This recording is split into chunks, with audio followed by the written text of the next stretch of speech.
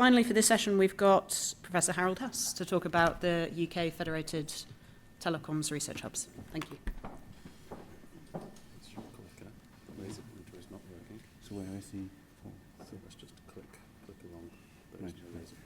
Right, thank you, Catherine, and good afternoon once again, everybody.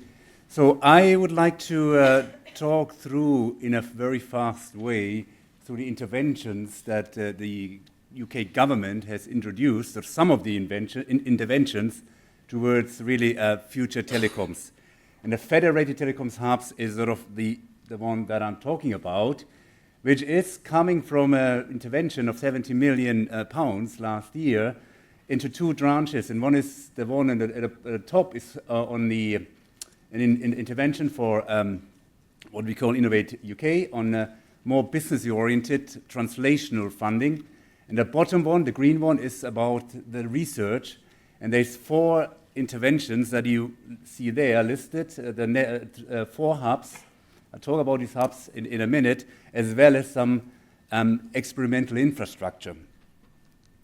So the Federated Telecoms hubs that are part of the green bit at the bottom are shown here. It's the one in Titan that we're talking about. It's the hub on network of networks, led by us in Cambridge.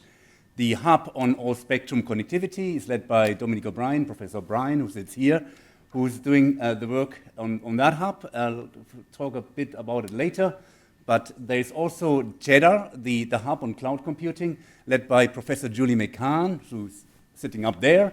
And that is more on cloud, edge computing, and so on. And then lastly, there's the Joiner Hub, Joint Open Infrastructure for Networks Research, led by Professor Simonito at the University of Bristol. And some of you have seen the wonderful event yesterday, the Connected Futures Festival. And there's some examples of how Joiner interacts with the world. And that is to be expanded going forward.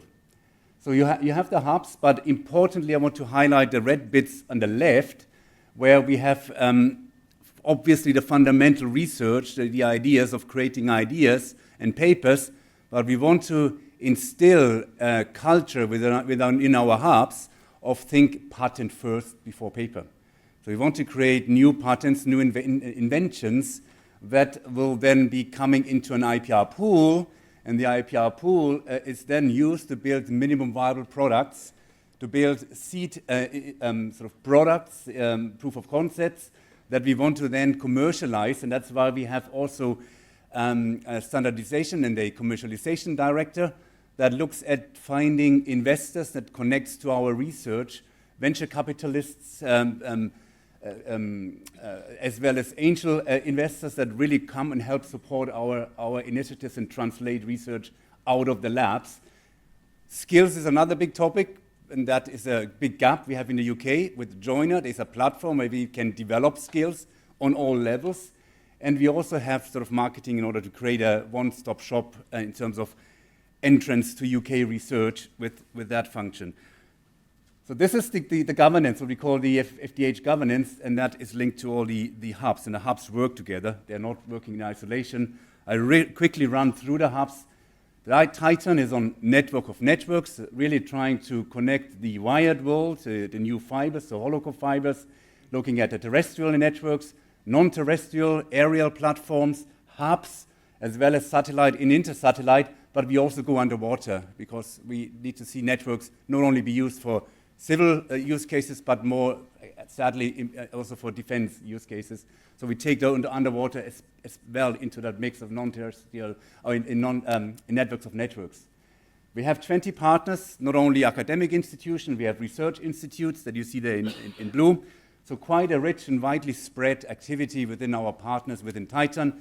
We've been open and inclusive and have calls where we then bring new people in.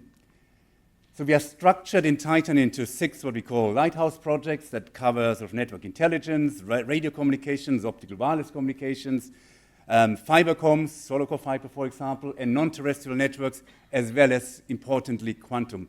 We want to really bring quantum communication networks and new products and work that's coming also out of the quantum hubs in the UK into the network and converge them into a fully connected work. And then you see the Joiner infrastructure where we take the ideas implemented on an experimental platform, which is open for collaboration, and also is an instrument that would allow us to also develop new problems, not only to put our fundamental research on there, but to learn and then identify new problems that we are taking back into research.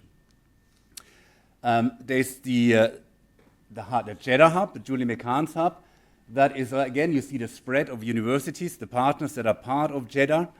And the hub itself is centered around 3 pillars. The pillar on human-centric systems, a pillar on emergent systems, and one on sustainable systems. So really bringing in the net zero idea.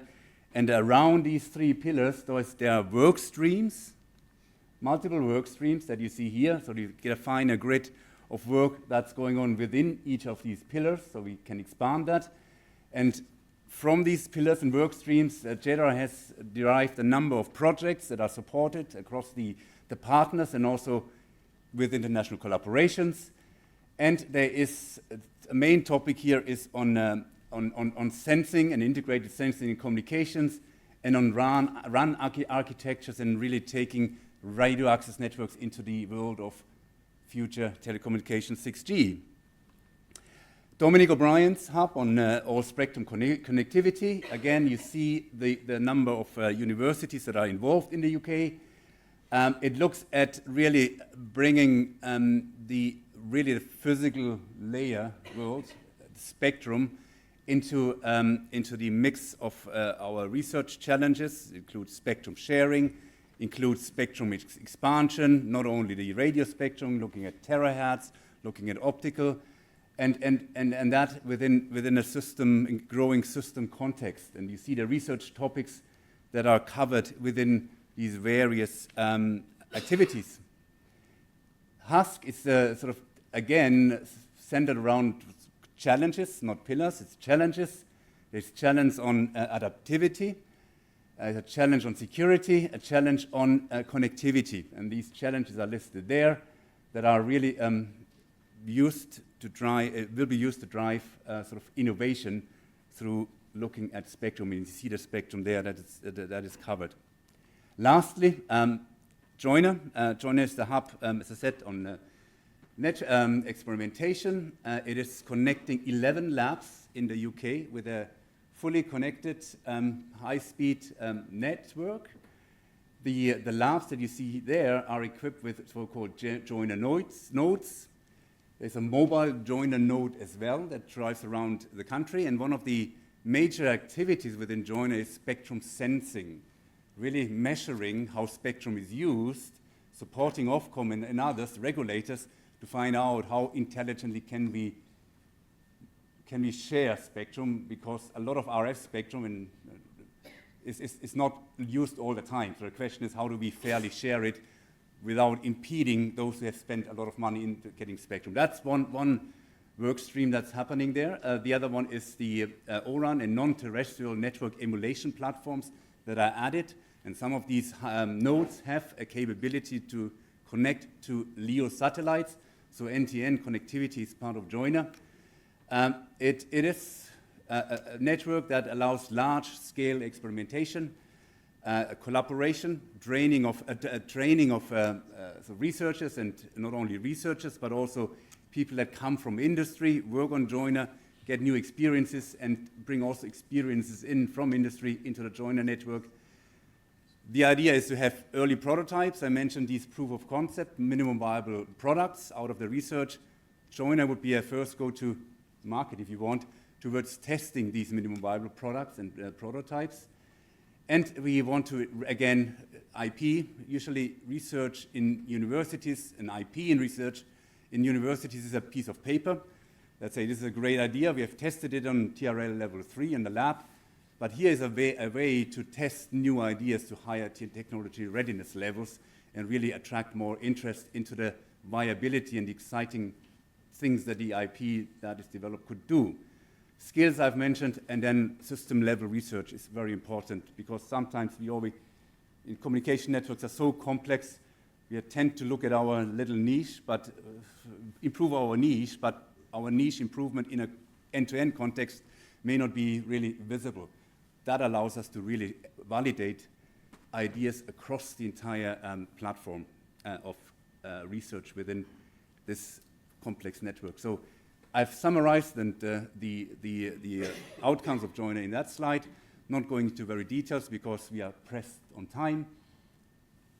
Dominic O'Brien sits here, Julie is there, Dimitra sits there as well. So if you want to talk to my colleagues, they are sitting here in the room, and I would like to then conclude, and thank you very much for your listening.